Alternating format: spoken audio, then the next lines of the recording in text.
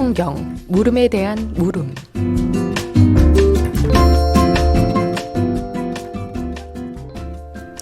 이 코너는 가톨릭 신자들의 신앙생활을 하며 느꼈던 성서적인 물음에 대해서 살펴보고 다시 한번 신자들에게 새로운 신앙적 물음을 던짐으로써 묵상해보는 시간입니다.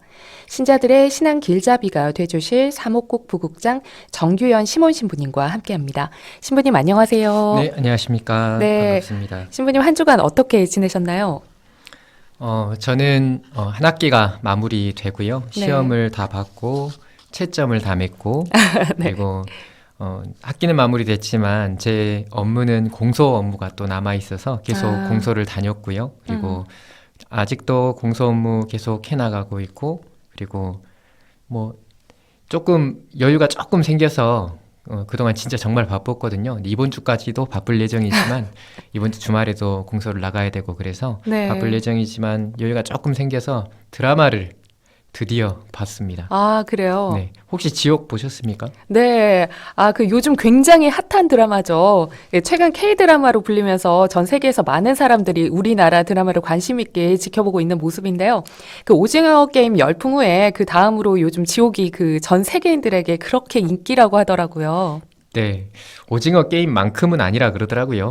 네, 이번에 그래요? 뭐 나온 기사를 보니까 네. 오징어 게임보다는 덜하고 그리고 확실히 조금 더 빨리 뭐 인기가 사그라든 것 같긴 한데 네. 저도 뭐 주변에서도 많이 봤다고 하고 네. 또 재밌다고 이야기를 해서 재밌다기보다도 다양한 질문들을 해서 서둘러서 한번 봐봐야 되겠다 싶어서 조금 여유가 생겼을 때 6편짜리 이것을 다 봤습니다. 아, 그러셨군요.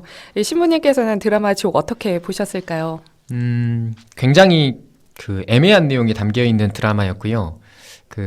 그런 느낌 있잖아요. 고구마를 한 번에 먹은 그런 답답함, 이것들 이런 감정들을 굉장히 느꼈고 네. 뭐 고구마를 폄훼하는 건 아닙니다. 저 고구마를 네. 굉장히 좋아하는 사람인데 네. 우리가 표현상 이렇게 표현을 하는 것이고요. 네. 엄청나게 답답했습니다. 뭘 말하고자 하는지 명확하게 들어오지 않았고요. 네. 그리고 어떤 중심 주제를 가지고 있는지 그리고 무엇을 비판하고자 하는지 어떤 현상을 보고자 했는지도 명확하게 들어오지 않았었던 그런 느낌들을 많이 받았습니다. 네. 뭐 종교에 대한 사람들의 심성에 대해서 비판하는 것 같기도 했고 네. 물리적인 거짓말이라는 것을 토대로 어떤 이야기를 꾸려간다라는 생각도 했고요. 네. 어린아이의 심판에 대한 내용이 잠깐 나오는데 네. 잠깐이 아니라 이제 후반부는 그게 중심 주제인데 교회가 확장되어가는 과정들 이것들에 대한 사실적인 문제에 대해서 비판하는 느낌도 많이 받았습니다. 그리고 또 그냥 눈여깃거리로 그냥 화려한 모습들을 보여주려고 만든 드라마인가라는 생각도 했고요. 네. 어쨌든 현실 안에서 벌어지는 다양한 현상들로 인해서 뭐 지금의 시간들에 펼쳐지는 삶에 대한 비판적 접근 그리고 판단을 요구하는 것 같기도 하는 느낌도 많이 받았고요. 네. 근데 가장 이해가 되지 않는 것은 네. 일어나는 현상에 대해서 종교로 변화시키고 정착시키는 그런 과정이 전 정말로 좀 이해가 되지 않는 그런 내용이었어요. 아, 네. 그렇다면 드라마 지옥을 보시고 신부님께서는 어떤 물음을 가지셨을까요? 그러니까 내용이 조금 이러거든요. 어떤 하나의 현상이 보여지는데 이 현상을 신이 의도한 것이다 라고 이야기를 하면서 그 위에 종교적인 색채를 종교적인 해석을 더 씌우고 네. 그걸로 인해 하나의 종교가 만들어지는 그런 형태인데 그런 형태를 이렇게 보면서 과연 사람들이 저렇게 어리석을까라는 생각을 했어요. 실제로 우리에게 만약에 저런 비슷한 일이 닥친다면 과연 저기에서 말하고 있는 게 가능할까라는 생각을 했어요. 어떤 것 때문에 그랬냐면 구원관이 없이 심판만을 이야기하는 종교가 과연 가능한 것인가? 그리고 사람들은 그것을 종교라는 이름으로 신이라는 이름으로 받아들일 수 있을 것인가? 라는 질문을 했다는 것이지요. 네. 뭐 드러나는 현상 안에서 어떤 신이 존재한다라고 했을 때 그리고 믿음을 취한다라고 했을 때 구원이 존재하지 않는다면 사람들은 그 존재를 신이라고 할 수 있을까라는 질문도 하게 됐고요. 네. 그러니까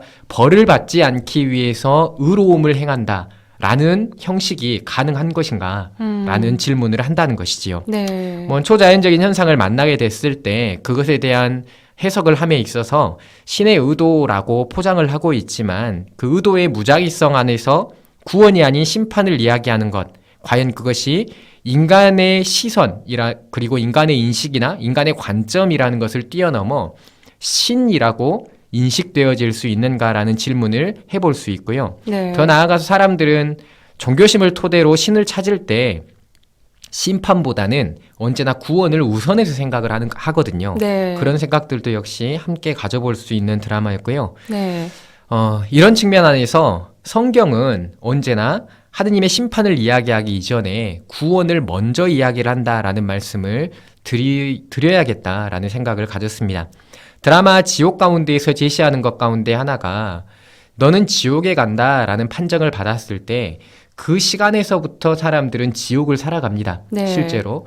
뭐 다른 사람들의 시선이나 다른 사람들의 뭐 손가락질이나 다른 사람들이 가지고 있는 불편한 선입견들 뿐만이 아니라 네. 내가 체험하는 것 안에서도 역시 그렇게 생각을 한다는 것이지요. 너는 지옥에 간다라는 것을 듣게 되었을 때 지금 살아가는 시간부터 사람들은 지옥을 살게 된다는 것입니다. 아, 네. 그러한 관점 안에서 하느님께서 우리에게 주신 것은 심판이라는 것보다 언제나 구원이라는 것이 우선한다라는 말씀을 네. 드리고 싶어요. 네.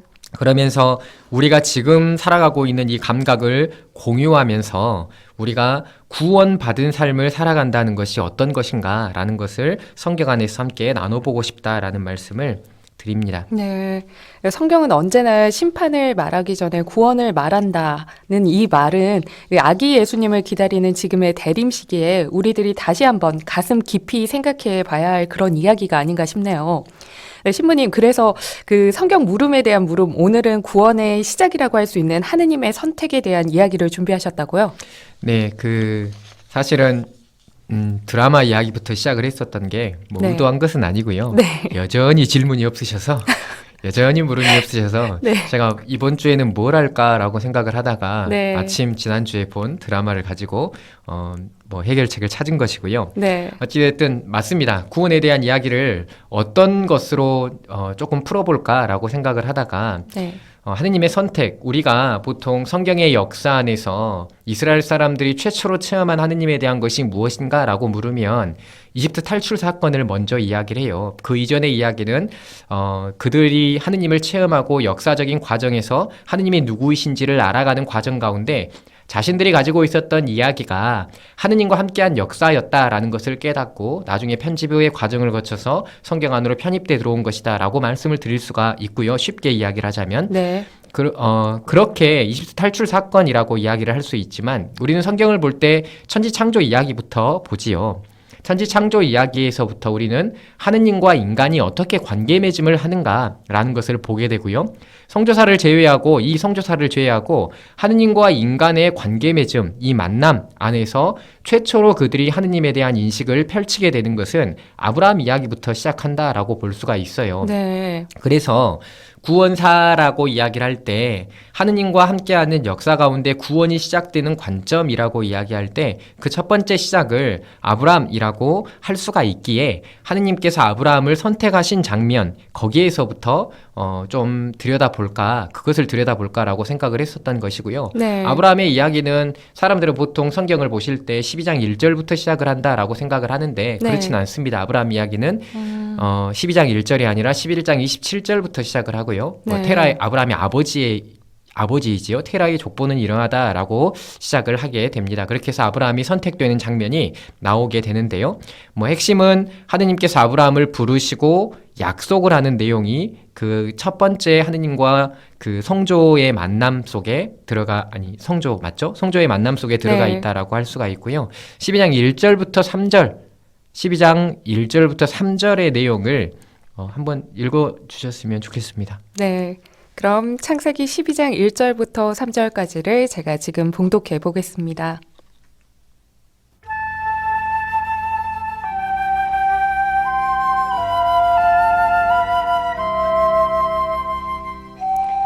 주님께서 아브라함에게 말씀하셨다. 내 고향과 친족과 아버지의 집을 떠나 내가 너에게 보여줄 땅으로 가거라.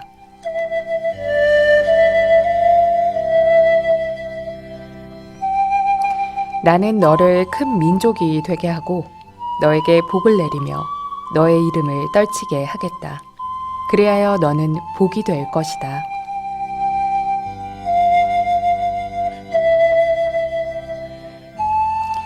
너에게 축복하는 이들에게는 내가 복을 내리고 너를 저주하는 자에게는 내가 저주를 내리겠다. 세상의 모든 민족들이 너를 통하여 복을 받을 것이다.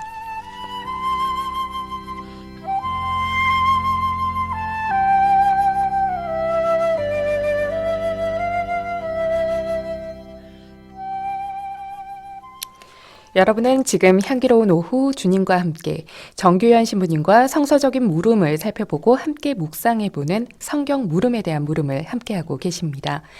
신부님, 하느님께서 아브라함을 부르시고 약속하는 해당 구절에 대해서 좀 더 자세히 설명을 해주시겠어요?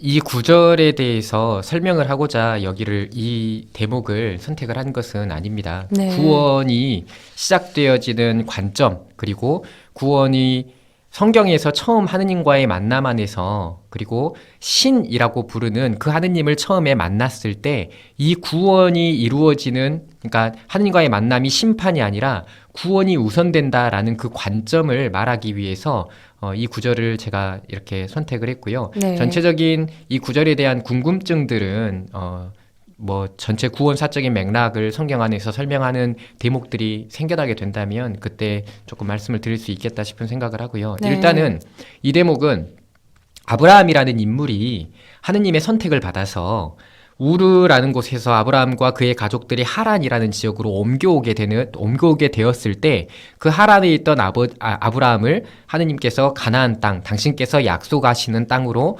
불러들이는 그런 장면이 첫 번째 아브라함에게 보여줬던 하느님의 선택의 모습이었다라고 말씀을 드릴 수가 있어요. 네. 아브라함 굉장히 나이가 많은 상태였습니다. 그 당시에. 네. 75세였다고 해요. 네. 175살까지 살았으니까 75세였으면 아직 절반이 덜 살았던 그런 상태였겠죠. 그렇죠.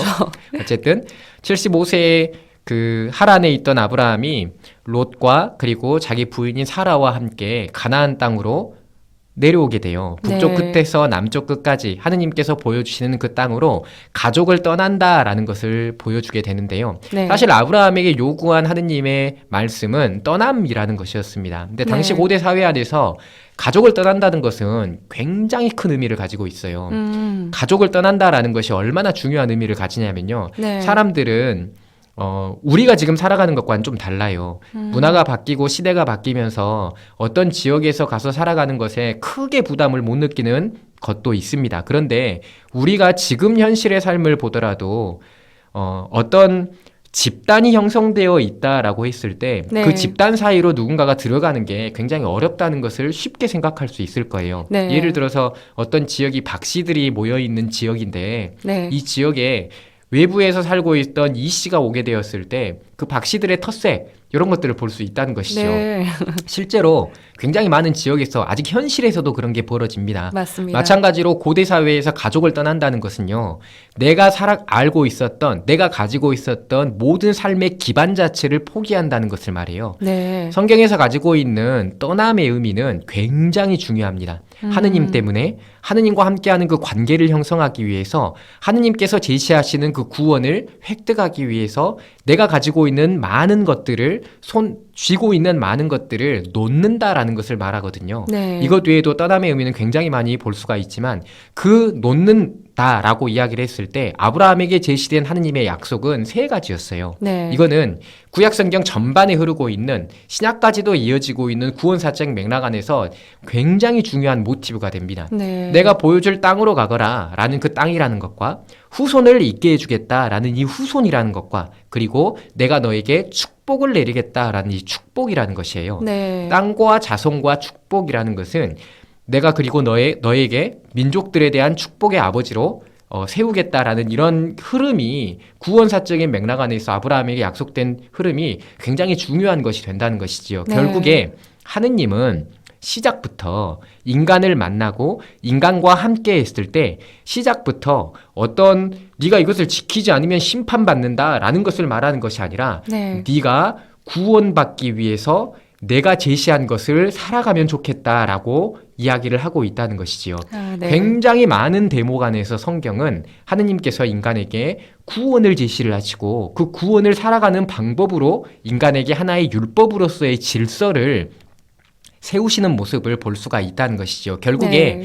언제나 성경 안에서는 심판보다 구원이 우선하고 있다는 것입니다. 우리가 하느님을 체험한다, 신을 체험한다 라고 이야기를 했을 때 어떤 장면 안에서 신을 체험하는가라는 것을 물어보면요. 네. 현실을 살아가고 있는 대부분의 사람들도 역시 어떤 어려움이나 고통의 상황에서 나에게 위로와 손길을 내미시는 하느님에 대한 체험을 통해서 하느님을 체험하고 살아간다는 것이지요. 이런 거예요. 그러니까 그들이 이스라엘 사람들이 성경 안에 제시되어 있는 신에 대한 체험은 하느님에 대한 체험은 결국에 구원의 손길에서부터 시작을 하게 된다는 것이지요. 네. 그런데 안타깝게도 많은 사람들이 하느님께서 인간을 구원하신다라는 이야기를 할 때 구원받지 못하는 사람에 대해서 생각을 하고는 합니다. 그리고 내가 구원받을 수 있을까라는 생각을 하는데요. 여기에 대해서도 관련 말씀을 좀 해주시면 좋을 것 같아요, 신부님. 네, 물론 그렇죠. 우리가 어쨌든 이렇게 되는 거예요. 하느님을 체험하고 하느님의 구원사적인 손길을 사람들이 인식하고 알아가요. 그렇게 알아가는데 하느님이 사람을 어떤 방식으로 이끌어 가시고 어떻게 함께 하시고 어떻게 관계 맺음을 해 나가는가라는 것을 삶의 역사적인 체험 안에서 발견해 나가는데 그럼에도 불구하고 그 하느님의 손길을 체험하지 못하고 살아가는 사람들이 있다는 것이지요. 그리고 네. 손길을 체험하지 못한다라는 것이 하느님을 떠난 삶을 살아가고 있다라고 성경은 표현을 하는 것입니다. 네. 그리고 그런 관점 안에서 심판이라는 개념이 등장을 하게 되는 것이지요. 그래서 성경 안에도요. 하느님의 심판은 이런 것이다. 하느님의 구원은 이런 것이다. 라고 처음부터 딱 제시되는 게 아니에요. 네. 역사의 흐름 가운데에서 구원과 심판의 간격과 그리고 그것에 대한 정의 내림이 조금씩 형성이 되어진다는 것이지요. 네. 우리가 처음에 성경 안에서 내세관이 있었냐라고 물어보면 이스라엘 백성들이 처음에 살아가고 있을 때 그들이 하느님을 체험하고 살아가고 있을 때 죽음 이후의 세계를 생각하지 않았다라고 볼 수가 있어요. 네. 이것들이 역사를 체험하는 과정 가운데에서 의인이 죽임을 당하고 고통을 당하는 문제들, 이런 문제들 안에서 지금 현실을 살아가고 있는 삶에 구원이 다가오지 못한다면 네. 그렇다면 하느님께서 어떤 방식으로 이들을 구원해 주실 것인가 라는 개념으로 인해서 네. 내세관들 안에서도 역시 어떤 새로운 구원의 관점과 개념들이 생겨나게 된다는 것이지요. 네. 처음 시작은 구원이라는 것은 언제나 지금을 살아가고 있는 시간에 느끼는 감각과 감정으로 출발을 하는 것입니다. 네. 심판도 역시 마찬가지예요. 구약 성경의 정말 중요한 흐름 가운데 하나가 인광보 사상이 존재해요. 이 신명기 네. 신학인데요. 인광보 사상이 존재하는데 인광보 사상은 뭐 우리가 잘 알고 있다시피 착한 일 하면 상을 받고 뭐 나쁜 일 하면 상선 벌어가고 비슷한 벌을 개념이죠. 받고. 나쁜 일 하면 벌을 받는 네. 그런 인광보 사상이 존재합니다. 그런데 현실은 그렇게 이루어지지 않는다는 것이에요. 네. 여기 안에서 하느님과 함께 살아가는 사람들이 가지고 있는 새로운 감각들과 새로운 신학적인 해석들이 등장을 하게 되는 것이고요. 네. 여기에서 심판에 대한 것도 구원에 대한 것도 새롭게 풀이를 해나가게 된다는 것이지요. 네. 지금 아나운서님이 질문한 글 풀어보면 만유 구원론이라는 것에 대해서 우리가 궁금증을 가질 수밖에 없어요. 네. 세상 모든 것들은 구원받는다라는 것이죠. 교회는 만유 구원론이라는 것을 역사 안에서 옛날 꽃날이 비판을 했습니다. 그리고 단죄를 했지요. 이단이라고 이야기를 네. 했지요. 모든 것이 구원을 받는다라는 것이 아니에요. 모든 것이 구원받을 수 있는 가능성이 있다라고 이야기를 하는 것이 이런 측면 안에서 심판을 바라봐야만 하는 것입니다. 네. 성경은요, 막 불로 막 하느님이 뭘 떨어뜨리기도 하고 굉장히 많은 심판에 대한 개념들이 형성이 되어져 있어요. 우리가 네. 알고 있는 그 지옥이라는 교회의 가르침, 뭐 불구덩이, 예수님의 말씀 안에서 예수님이 지옥을 어떤 형식으로 그렇게 말씀을 하셨을까? 그들이 가지고 있었던 불에 대한 개념들이 변화되어서 예수님께서 말씀하시는 불이라는 그 개념들이 나오게 된 것이고요. 이게 교회 안에 지옥이라는 개념으로 자리 잡게 되는 것이죠. 어찌됐든 중요한 것은 네. 성경에서 구약 성경에서 제시하고 있는 심판이라는 개념은요. 언제나 구원을 희망하는 하느님의 뜻이 담겨져 있는 것입니다. 네. 사람들의 구원을 향한 하느님의 열정이 담겨져 있고요. 음. 사람들의 하느님을 향한 변화를 바라는 하느님을 향한 어떤 새로운 회개와 그리고 새로운 삶의 모습을 바라는 하느님의 바람이 담겨져 있는 게 심판이라는 것이에요. 네. 심판의 모습을 보면서 무사 죽겠네 막 이런 식으로만 생각을 하면 안 된다는 것이지요. 네. 심판은 언제나 구원이라는 것을 전제하고 있는 상태에서 바라보아야만 네. 하느님의 심판의 개념을 온전하게 이해할 수 있다라고 생각을 하셔야만 해요. 네. 이스라엘 백성에 내리셨던 심판, 그리고 이스라엘 백성을 구원의 길에서 멀어지게 하는 다른 민족들에게 내리셨던 이 모든 심판들은 결국에 하느님의 백성이라는 사람들을 구원으로 이끌고자 하는 하느님의 바람이 담겨져 있는 것이다 라고 해석을 할 수 있어야만 한다는 것이죠. 그래서 네. 이 지옥이라는 지옥이라는 드라마가 굉장히 그 종교적인 심성을 흐리고 있는 게 저는 현실 안에서 그런 일이 벌어져도 그딴 식으로 죄송합니다. 그렇게 해석하지는 않을 것 같아요. 네.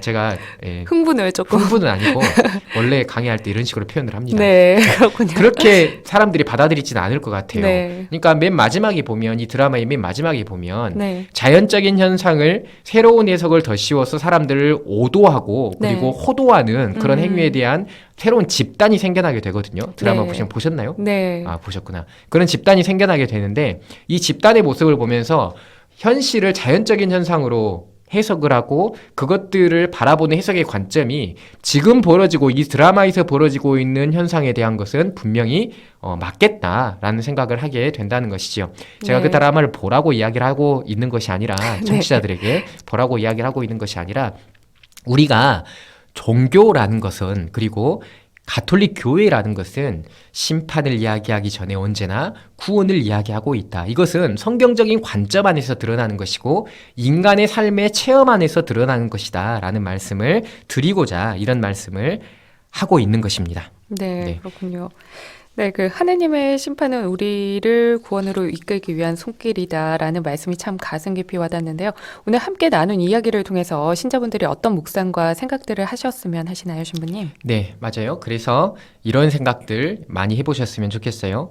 우리가 어떤 일들을 해나갈 때 내 마음에 찾아오는, 나의 삶에 찾아오는 내가 지금 잘 살아가고 있는 것인가 라는 질문들, 내가 하느님께 합당한 삶을 살아가고자 노력하고 있는가라는 질문들, 내가 지금 선한 생각을 하고 살아가고 있는가라는 질문들을 스스로에게 던지는 경우들이 굉장히 많아요. 특히 고해성사철이 다가와서 나의 행위 하나하나가, 나의 생각 하나하나가 되새김에 대한 그런 성찰들을 해나갈 때 우리가 과연 의로운가, 그리고 네. 내가 하느님께 어울리는 사람인가라는 질문들을 할 수가 있다는 것이지요. 네. 저는 이것도 현세의 관점 안에서, 지금 현실적인 관점 안에서 하나의 심판이라고 생각하면 좋겠다라고 말씀을 드리고 싶어요. 네. 그러니까 우리가 양심에 의해서, 교회의 가르침에 의해서 나의 스스로의 모습을 조금 더 투명하게 들여다볼 수 있는 것, 이것도 하나의 심판이라는 것이지요. 네. 마찬가지로 교회는, 그리고 성경은, 그리고 하느님께서는